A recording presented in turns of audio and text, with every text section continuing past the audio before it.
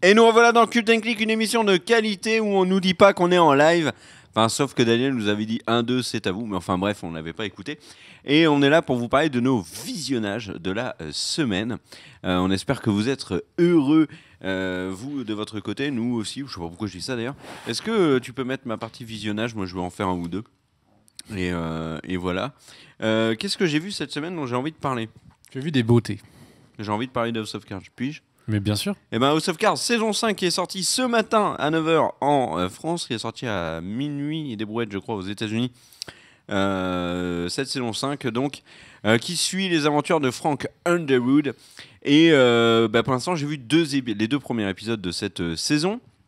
Donc je n'ai bien évidemment pas définitif sur cette saison 5 si ce n'est qu'elle suit la tendance de la saison 4 qui m'avait beaucoup déçu. Pourquoi? Alors je ne vais pas vous spoiler, juste vous dire qu'il y a un vrai problème dans le traitement des personnages et qu'ils ont, à mon sens, choisi une voie, une orientation pour Frank Underwood, donc interprété par Kevin Spacey, qui le rend absolument détestable. Il n'y a plus aucune nuance dans ce personnage, c'est un pourri.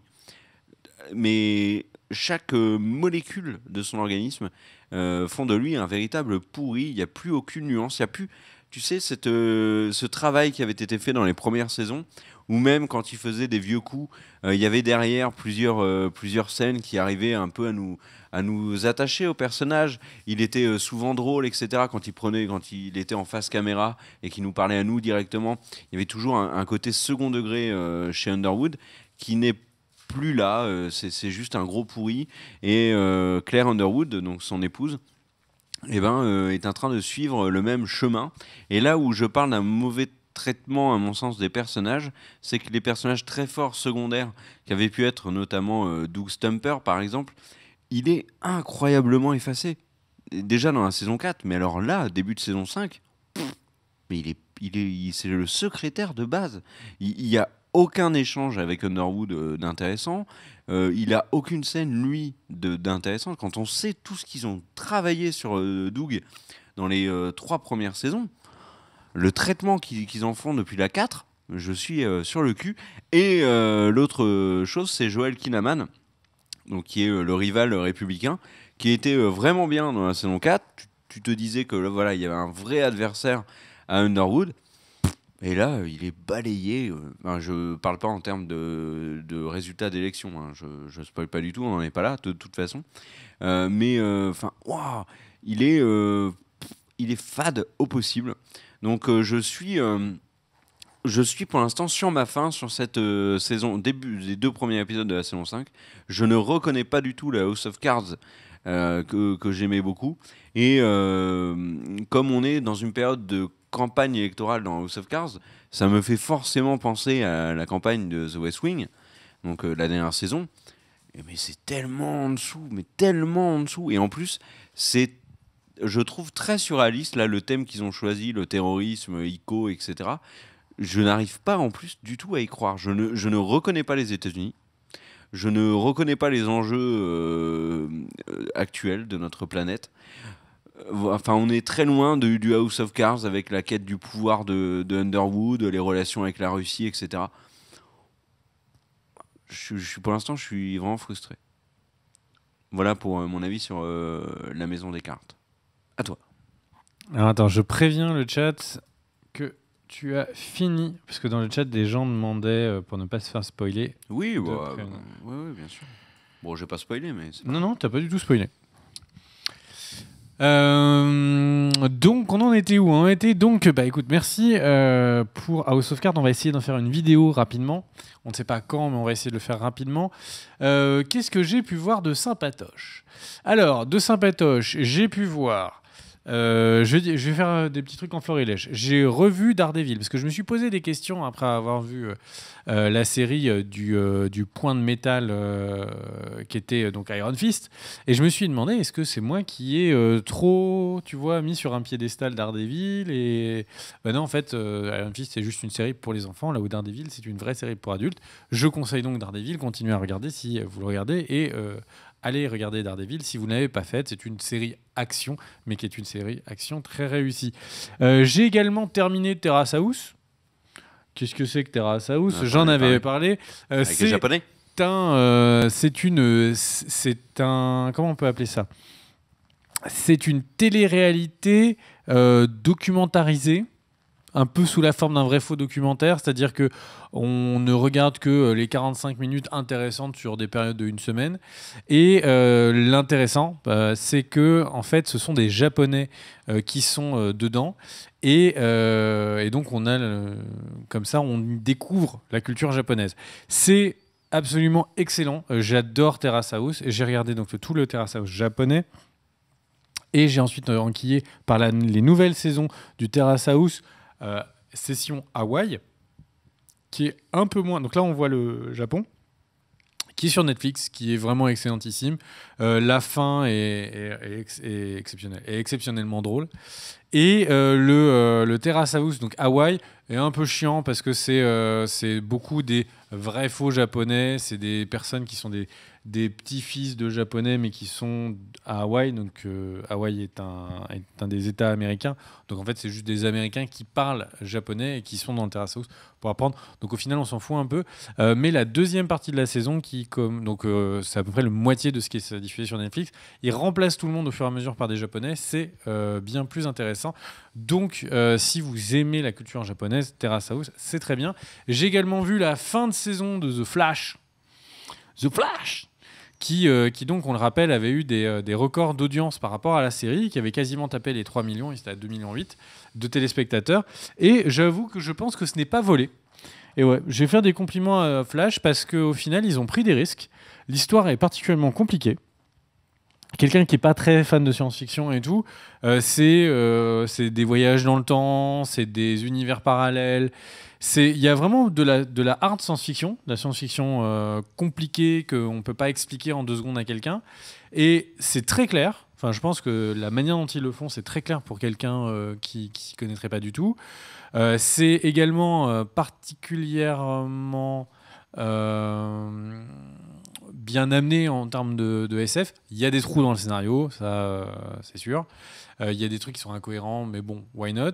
Et ils ont pris un risque avec le grand méchant, parce qu'à chaque fois dans Flash, en fait, ils passent la saison à avoir un méchant masqué et qui se révèle sur les derniers épisodes.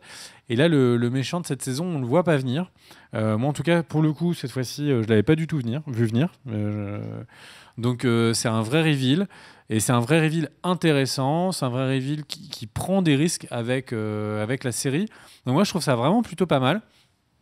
Et du coup, ça reste une petite série WB, mais le truc, c'est que je pense qu'elle est au-dessus. Elle est vraiment au-dessus de toutes les autres séries de super-héros d'ici qu'on peut voir en ce moment. Donc oui, je parlais de Daredevil. Je pense que Daredevil est très largement au-dessus. Mais dans les petites séries d'ici, je pense qu'elle vaut le détour. Pendant que le chat me demande s'il y aura des compliments à Supergirl, je pense que malheureusement, non. On a essayé, hein, mais malheureusement, non. Ben moi, je vais faire un point sur alors pas forcément les séries qu'on suit actuellement, mais les séries qui font le plus parler sur les réseaux sociaux, celles qui ont les meilleures critiques actuellement. Je trouve que c'est intéressant aussi d'en faire un mot, surtout que c'est des séries que je regarde, mais je suis pas vraiment à jour. La première, c'est Twin Peaks, qui a fait un retour marqué. Alors, si vous n'êtes pas puriste de Twin Peaks, vous allez absolument nager dans l'univers de David Lynch, mais apparemment, les premiers épisodes sont excellents. Autre série qui fait beaucoup parler, on en avait déjà parlé dans l'émission, c'est The Handmaid's Tale avec Elizabeth Moss. Pareil, bon, moi j'ai pas commencé perso, j'attends un petit peu. Et puis alors 3 autres séries que je suis et que j'avais déjà évoquées il y a quelques semaines, c'est Better Call Saul. La saison 3 apparemment serait du niveau de Breaking Bad, ce qui est quand même très plaisant à savoir, puisque moi j'en suis actuellement à la saison 2 et j'avoue que la saison 2 me déçoit un petit peu, mais c'est un peu mieux que la saison 1 quand même. Better Call Saul, ça commence doucement. L'autre série, c'est Fargo saison 3 avec un fabuleux casting, Mary-Elizabeth Winstead, Carrie Coon et Ewan McGregor. Et puis alors surtout, il faut quand même le dire, alors j'ai 2-3 épisodes de retard, mais alors The Leftovers saison 3 a des critiques mais incroyables. Mais tu nous fais la review des critiques donc. Ouais, mais les avis du chat, enfin les gens qui nous parlent, genre par exemple Arthur qui est rédacteur sur le site, enfin il y a plein de gens que je vois sur Twitter qui balancent vraiment des critiques exceptionnel sur The Leftovers. J'ai rarement vu un tel niveau de critique aussi dithyrambique sur une série. Le 7e épisode qui a été diffusé dimanche apparemment a provoqué de multiples orgasmes. Ça a créé une condensation d'énergie un peu partout. J'espère qu'ils étaient majeurs. De quoi, les orgasmes? Ah oui, c'était vraiment des orgasmes très imposants, très majeurs. Et il ne reste qu'un seul épisode pour The Leftovers qui est donc terminé dimanche prochain. Et beaucoup de gens qui suivent la série disent que ça va se conclure une des toutes meilleures séries de ces 10-20 dernières années. Donc j'ai hâte de voir cette saison 3 et de vous en parler.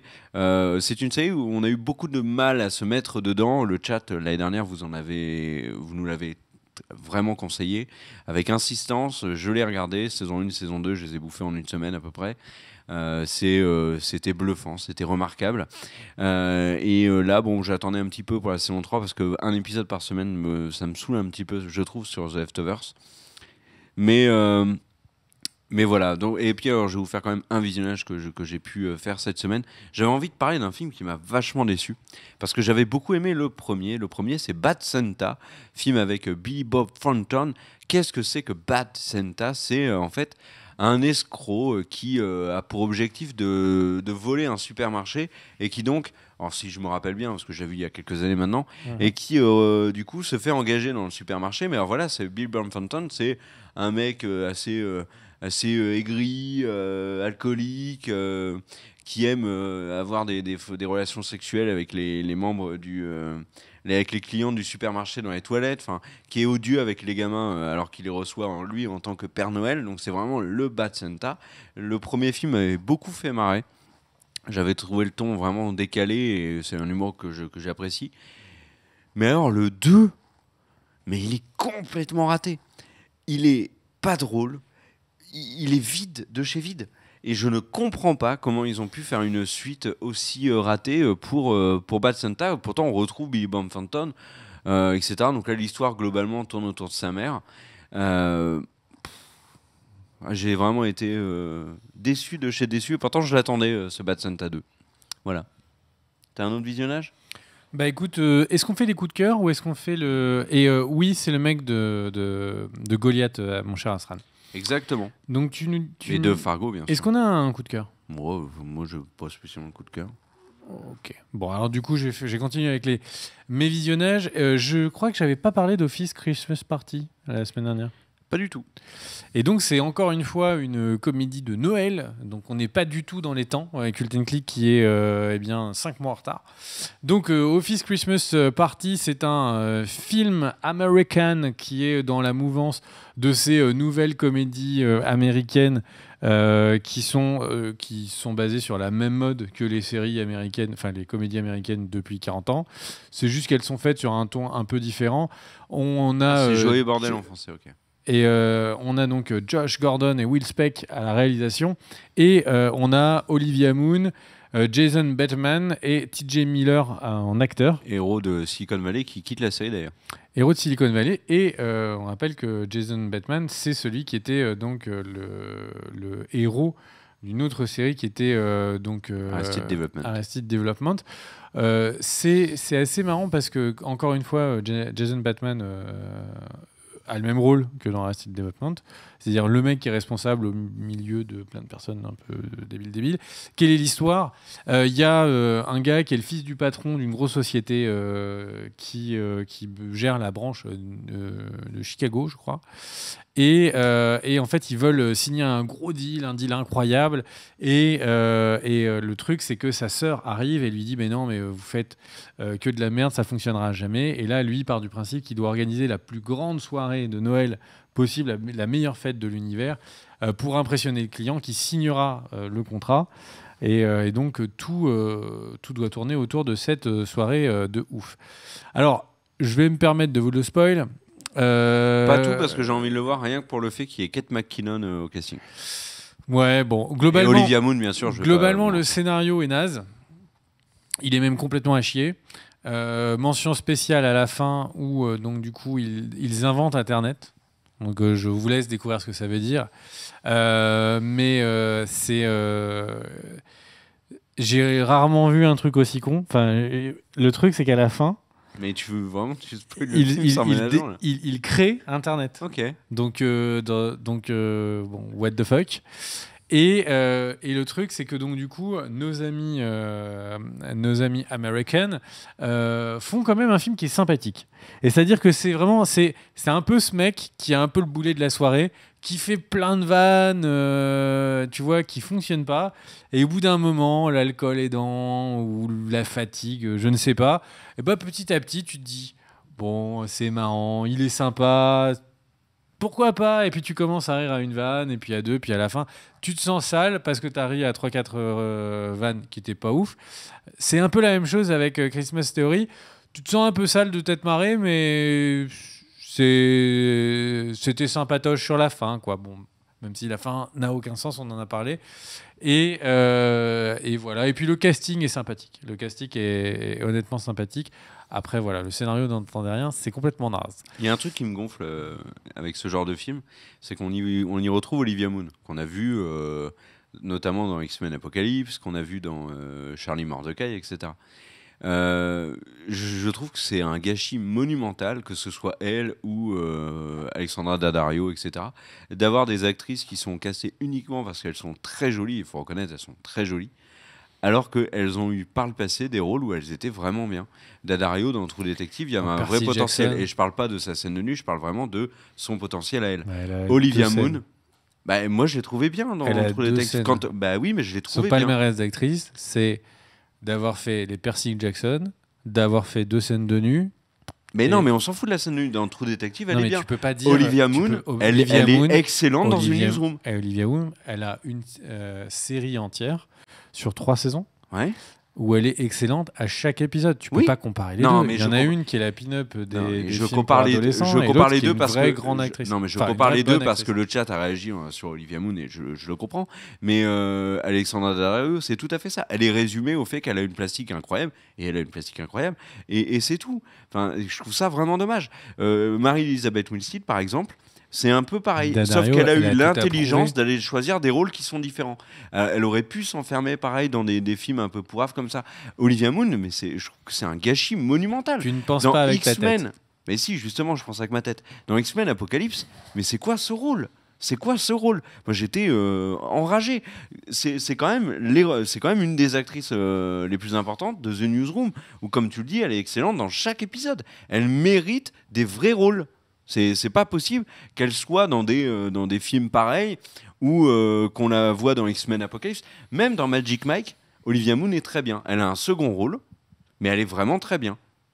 Et là, bah voilà, maintenant elle joue. Il est 21h30. Dans un truc de merde. Il est 21h30. Il est donc l'heure de clôturer le live.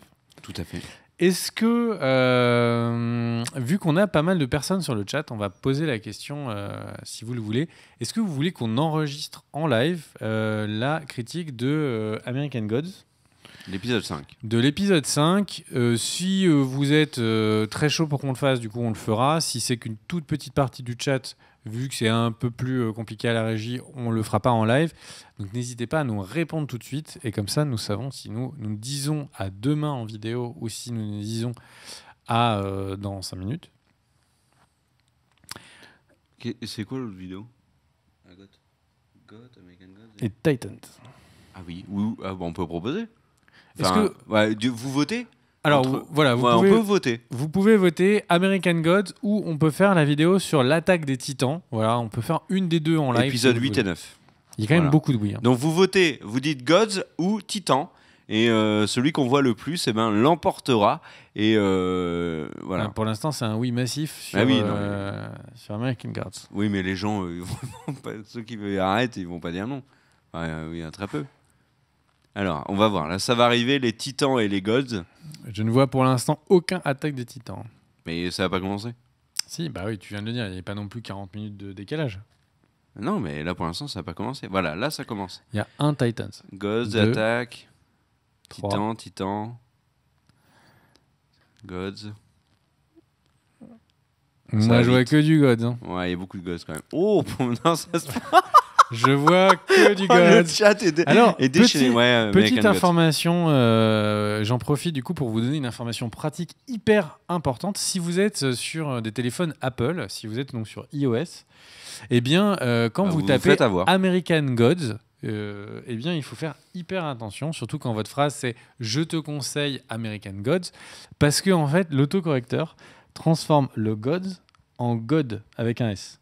Et donc, du coup, ce qui, si tu ne fais pas gaffe, pourrait te faire envoyer le SMS à quelqu'un de la gente féminine qui n'a rien demandé. Je te conseille vivement de regarder de American God.